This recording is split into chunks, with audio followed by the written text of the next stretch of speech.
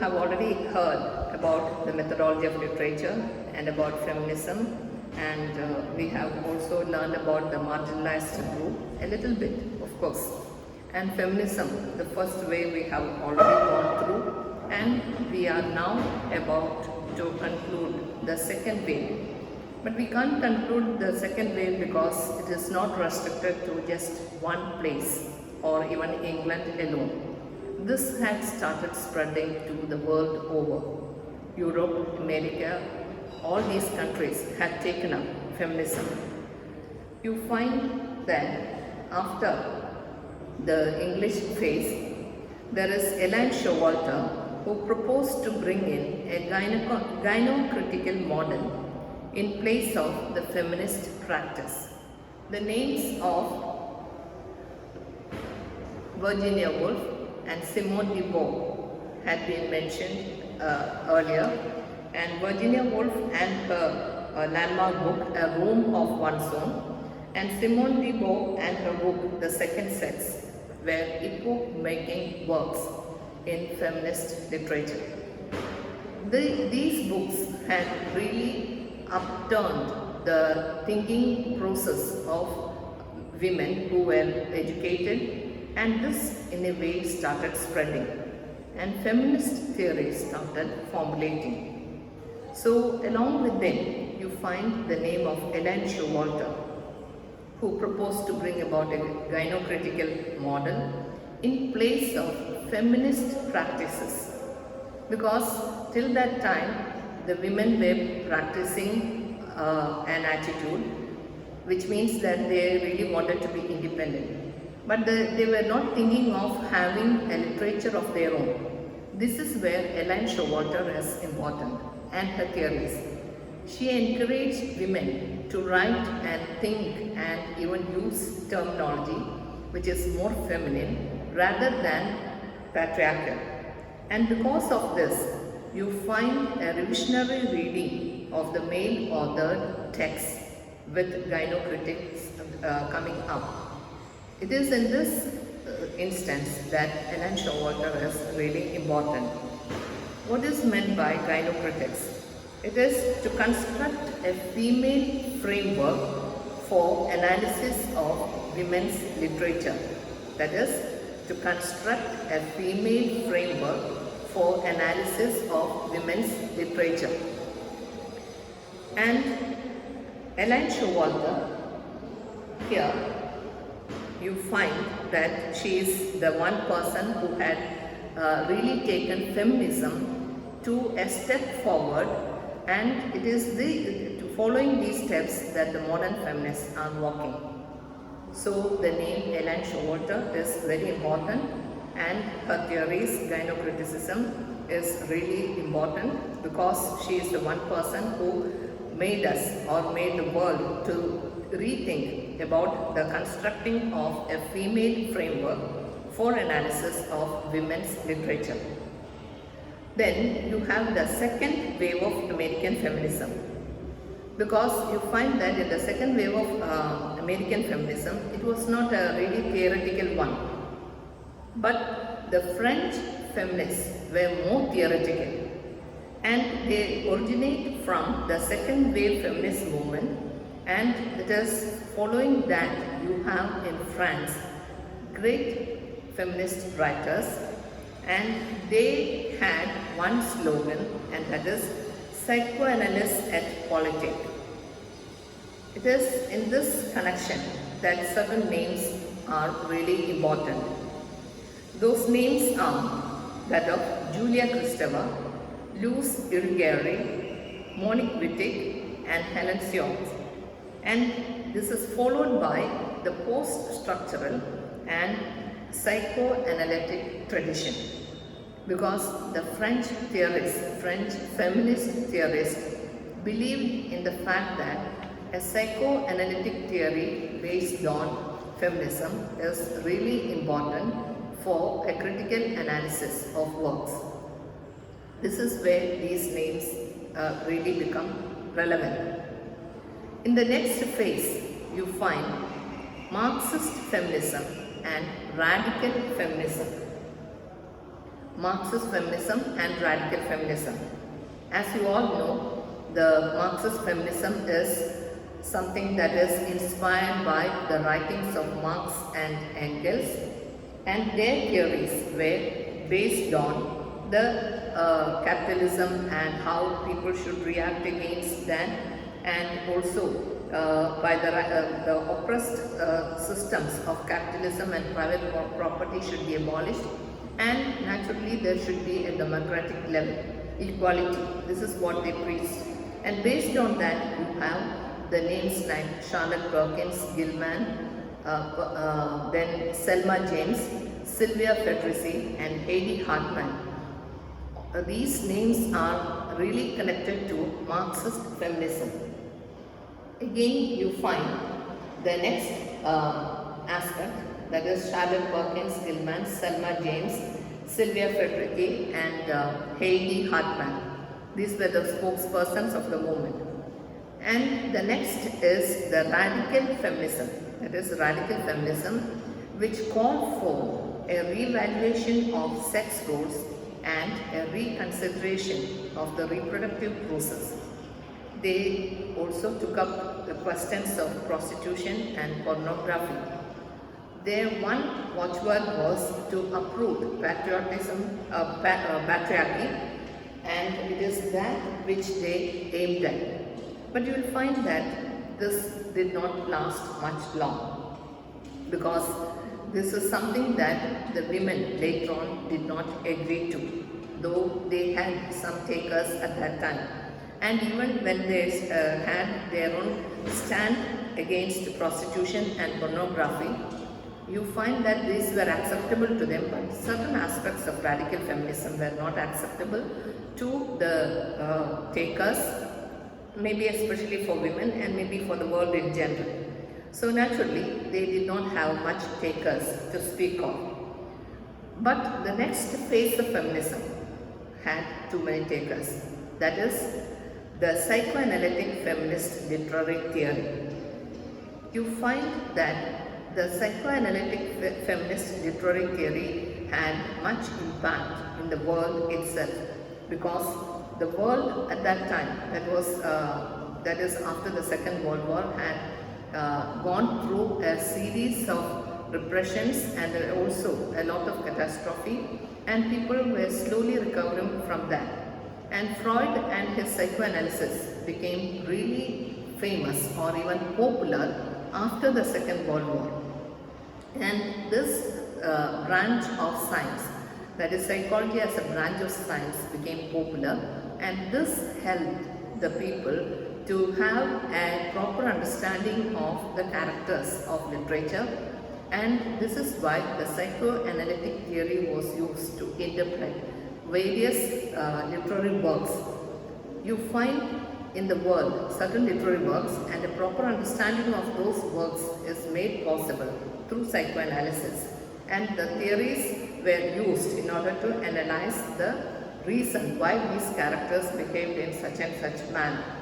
The same theory was used in feminism also, and Juliet Michel and her book Psychoanalysis and Feminism became a very important one in the second wave of feminism, because a variant of the second wave was the psychoanalytic feminist literary theory, and Juliet Michel had taken this up and had used psychoanalysis and feminism and interpreted it in such a manner that it became extremely popular, and you find people coming up and taking it up.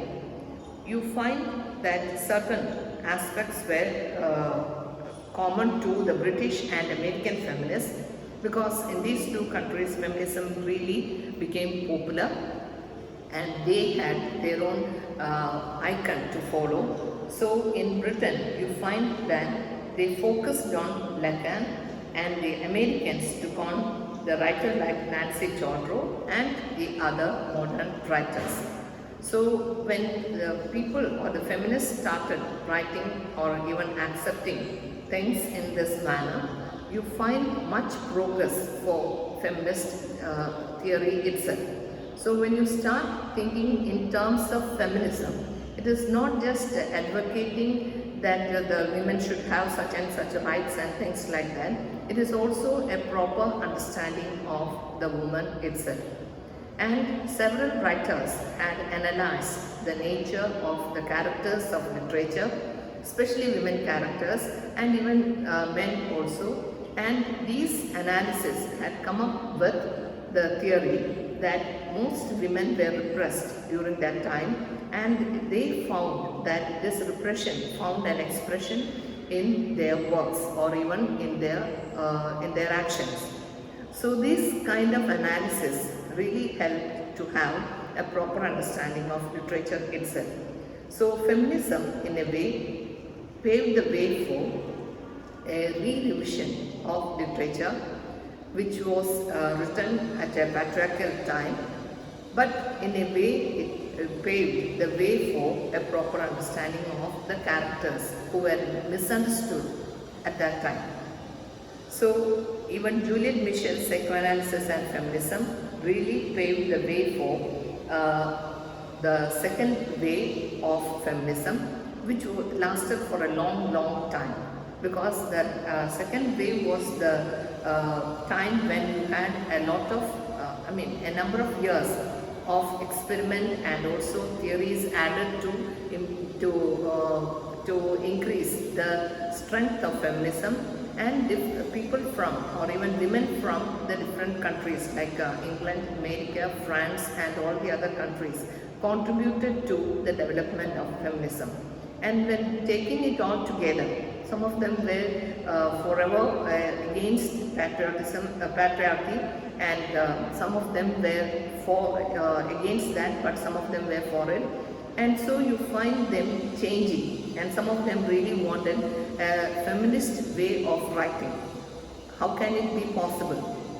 This is possible when you start using terms and terminology that are exactly the one that is suited to your thought, and it is that which really made it possible for women to write and get published and also express themselves in a different manner. Because a woman can think and act in a way which is not thought about by the man, and it is totally different from how they understood woman. And so in a manner, this is something that is to be considered as an achievement from the part of feminists. Even in the use of terms also, they were asking the writers to use the terminology that is much more familiar to women rather than to the men folk. So in a way, they were trying to rationalize their thought through a process of employing words as well as thoughts, and thus making it possible to have an entirely feminine writing. And this is where Nan Showalter is important, because she is the one person who argued for not just for feminist writing but also criticism. And so in that manner, her contribution to literature and to feminism is really remarkable. Another aspect of feminism is that is psychoanalysis was the vogue of the times, that immediately after the Second World War and maybe up to 1980s. But after that, you find post-feminism, because it is post-feminism is exactly a backlash against the second wave of feminism. The second wave of feminism is indeed something that we all know were implemented and also nourished by the things that were happening in the world, and like the First World War, Second World War, and even after that also you find a lot of chaos in the world itself, considering the attitude of the people and how they were moving around with the no faith, and naturally this had really affected them. You can be assured that this had its impact on women also. And it is this impact that really made it possible for them to redefine themselves. So when we all agree with the second wave of feminism, a wave which really nourished the writing process of women, the criticism of women, a psychoanalytical explanation of the characters and also the attitude of women, And it had also taken up the issues of prostitution and pornography, and all these were extremely valuable for the development of feminism. So we can't just totally ignore the second wave of feminism, nor can we say that it is not necessary or this is not how it should be. But the third wave actually started reacting against the second wave of feminism, because you know that the world after 1980s and 1990s is indeed a drastically changed world, because we know that there is the coming in of the instruments and even the modern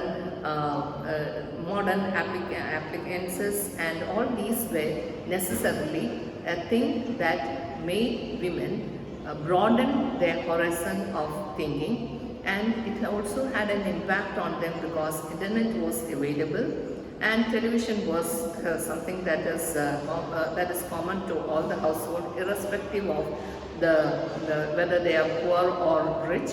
And so all these totally shaped the thinking process of the next generation of feminists. Naturally, they found the second wave of feminism totally outdated. Moreover, there is post-modernism, that is modernism and after modernism, which happened in literature, the modernist view, and then the post-modernism, which is characterized by a lot of changes and a lot of fragmentation, and these fragmentation in a way shaped the modern women. And so these modern women had their own outlook. Their outlook is totally different from that of the second wave of feminists. Naturally, they have their own way of defining themselves. So when it came to 1990s, from 1980 to 1990s, there was drastic change happening in the world itself. And so from 1990 onwards, you find feminism moving towards a totally different direction. And it is that which you find is something that we feel is much nearer to us. But you find that post-feminism concerns really engendered the next view of that is it is regarded as a third wave, that is post-feminist concerns were regarded as the next wave of post-feminist concerns really engendered the third wave of feminism. So you find that this is a third wave. We have already seen the first wave, which lasted for a very few number of years. Second wave, which was more longer, and third wave was totally different. Why is this different? Because Rebecca Walker is a person who had coined this term, the third wave, and referred to the different new happenings like the queer theory and lesbian feminism by the term.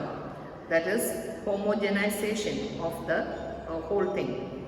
So here you find in the third wave issues like homosexuality, queer theory, lesbianism, and black feminism, Dalit feminism, everything coming along. Because the world is now totally different. The demarcation is evident, and people now have, or the women now come up to the forefront speaking about their sexual equality and their sexual differences. Like for example, the homosexuals and the lesbians were regarded as inferior, or people, they were looked on or frowned on by the society. So lesbians started fighting for their rights, so also transgenders, and they also started, the queer theory also started thinking in terms of lesbians and transgenders. So when the third wave came into prominence, all these issues came to the forefront.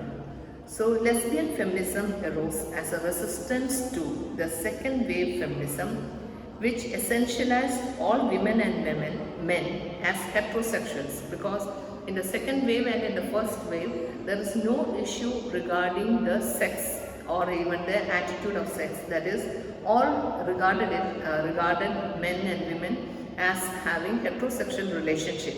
They refuse to think about homosexuality or lesbianism. It's not that they did not exist at that time, but it is because that they refuse to think of these differences or these changes or these attitude changes in sexual life, because it was not the done thing or accepted by the society.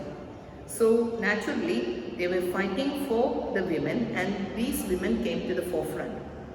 So after 1980s and 1990s, experimenting with sex became prominent, and this led to maybe a prominence of homosexuality and lesbianism. And these people had come to the forefront and demanded an equality in society, and feminism took up the views of lesbianism. You find that there is no need, they also, like the radical feminists, they also believe that they don't need a man in life, and it is this theory that they upheld in their fight.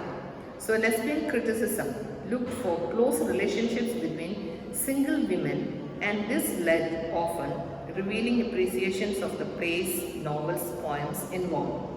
You find a number of lesbian critics because all these became a theme for novels, films, and even poems, plays, etc. So naturally this had its own impact in the world. The next theme is black feminism. It existed in the 20th century, often without being addressed as such. African American women's historical enslavement, encounter with enslavement and the emancipation, and the one person prominent in this connection is Anna Julia Cooper, a voice from the South, and it is a criticism of the white women's movement for elitism, racism and provincialism, and it is one of the original texts of black feminism. Then contemporary black feminist theorists like Angela Davis, then Patricia Hill Collins continued this argument. So the book called "And a Woman," written in 1981, the book accuses the feminist movement for being a largely middle and upper class affair, and from its failure to articulate the needs of poor and non-white women, thus reinforcing sexism, racism and classism. Because they felt that when feminism was being addressed the world over, they were addressing only the upper class and also maybe a sort of middle class, the upper middle class, but not the poor and the very neglected people of the society. Maybe it is true, because when you speak about feminism, it is possible if you belong to an upper class family or even a middle class family, but this is just not possible if you belong to a poor family or even to the very low strata of society, because it is just not possible there. And when the upper class women fight for feminism, their mates are maybe from the very poor family or even the strata of society. So where is feminism then? So naturally here the author really had an impact when she says that the earlier feminism was restricted only to the rich or the upper class and even the upper middle class, and not to the very poor people and also to the black women. So their views and their needs are to be addressed properly, and it is to address them properly that the black feminist movement was formed, and there were writings and people coming up and women coming up, and there is Alice Walker's book In Search of Our Mother's Garden, which is to be a book of black feminism known as womanism, and this is something that included all types of women, not upper class or middle class, but or the rich or the poor, but to all class of women. And Alice Walker had impact on the black feminist movement even though she was a very good novelist herself. So here you find that it is another book called Critical Race Feminism. It was edited by Adrienne Wing. It gives voice to African American, Latina, Asian, Native American and Arab women, both heterosexual and lesbian, and strengthens the connection among the minority categories of women. These books, or this book, that is Critical Race Feminism, edited by Adrienne Wing, it gives voice to all types of women, African American, then Latin, Asian, Native and even Arab women, and also both heterosexual and lesbian. All issues were addressed in this collection of collection of essays. So in a way, this is a step forward in feminism. So black feminism had its own impact, and this had an impact in the world over, because taking the step from, or maybe an example from black feminism, it started addressing the issues of women the world over, including the Asian women, Indian women and also Native American, Arab women. All these were included. Till then, this feminism was restricted to the Western world, and it was much late in coming to India, and finally coming to our own state. You find how much time it took, because I am sure that in 1980s you won't find much feminists in India or even in Kerala. Maybe they were, but not to the extent that they were in the Western countries. So this black feminism started spreading, and it started addressing the issues of all types of all women from all countries and all categories, and this had a real good impact in the world itself. The next is the Dalit feminism. It is, the term Dalit comes from India, and we know that it is properly addressed to the Indian women, and so this is a typical Indian phenomenon, and it is a typical feminist criticism. So here, Dalit women and their experiences of humiliation, deprivation, isolation by virtue of gender, caste and class were the theme of Dalit feminism. You know that the women in India, especially women, were treated in an atrocious manner in India, but the women of India regarded that as the attitude to be had from the family, and there was much less protest from the Indian women than from the Western countries. So you can imagine how it could be with Dalit women. You find that in the case of Dalit women, their issues were not addressed properly, because they were not given proper education, so there was no one to take up their issues. Indian authors like Mulkraj Anand and Premchand started expressing the attitude that is shown towards the Dalit in their works, in their novels, and it is about the Dalits alone, not about Dalit women as such, expressed in their novels.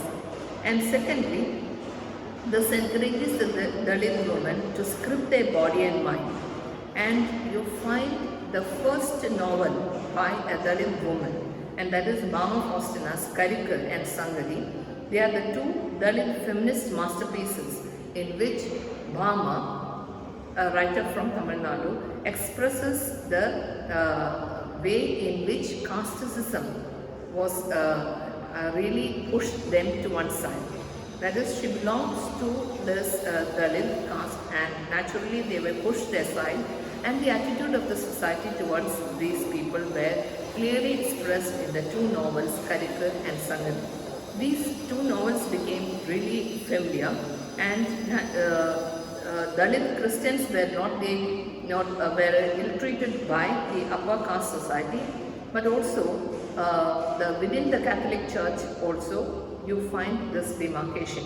This is why Mama was able to express it properly, because she was a nun for some time, and she knew how it is in the world, in the community itself, and so naturally she was able to express her ideas clearly. Then again you find Baby Campbell's The Presents We Grow and Urmila Pawa's The Weave of My Life, both in 2008. They articulate the hidden histories of hurt and humiliation of the Dalit women. Then Meena Kandasamy, Shivagami and Jayarani form other leading Dalit feminist voices. Bama's novels were the flagship of Dalit feminism, and afterwards you find the others coming after her, after following her, one after the other, expressing their views and also relating the issues that were suffered by the Dalit women in India. And so you find Dalit feminism, which is totally restricted to India alone, coming up or taking another page of feminism.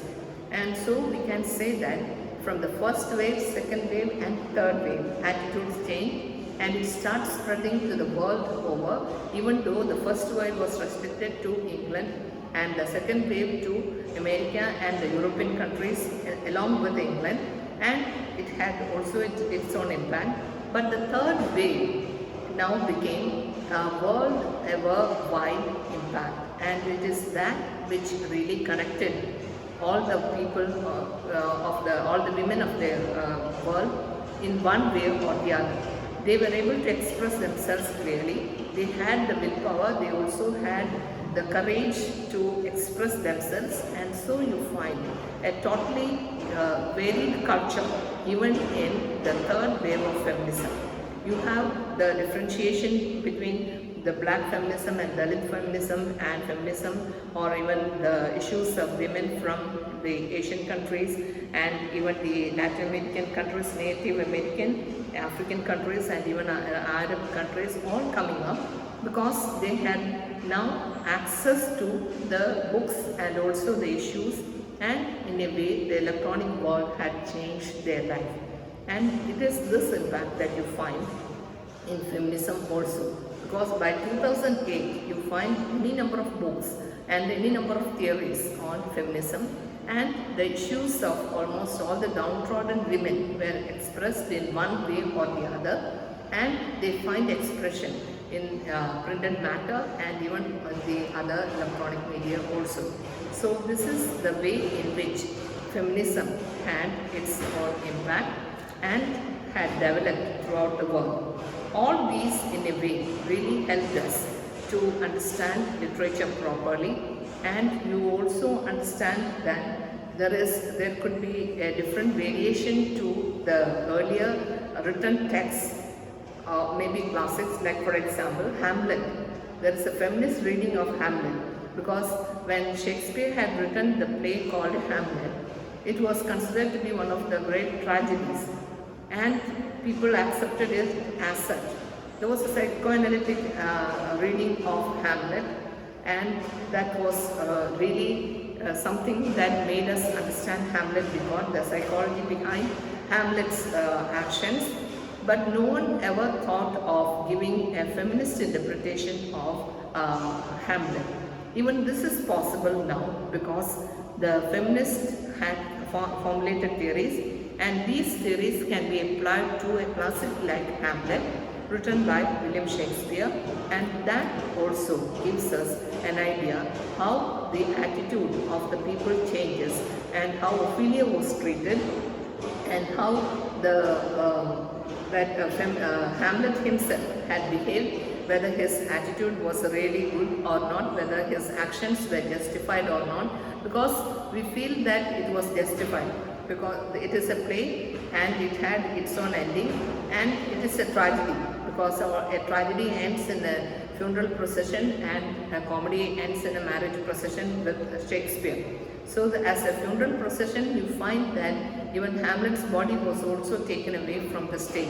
In the absence of a drop curtain, this is possible, and we accepted it as a great tragedy. No one ever thought of analyzing the actions of Hamlet or even why such an idea of Hamlet came about and how such a tragedy happened. And we are now reading through the drama once again, but from a feminist point of view.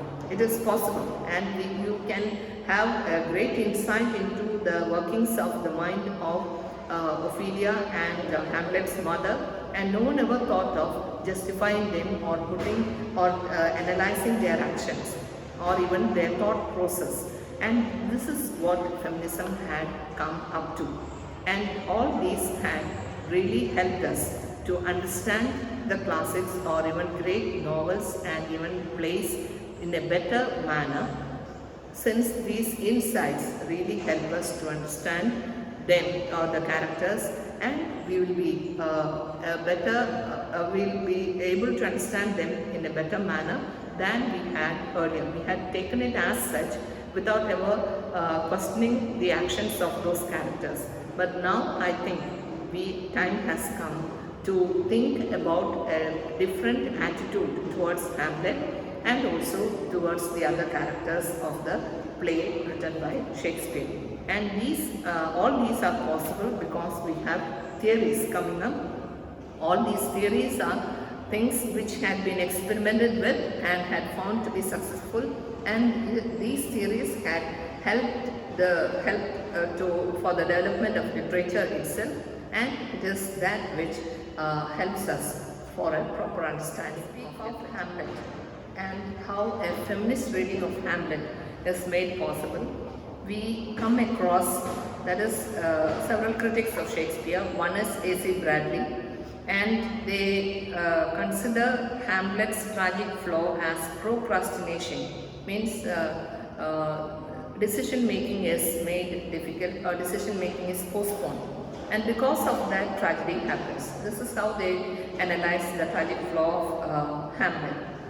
When the great scientists like Sigmund Freud and Ernest Jones really analyze Hamlet, they use psychoanalytic readings, they use that, and the patriarchal unconsciousness of the text.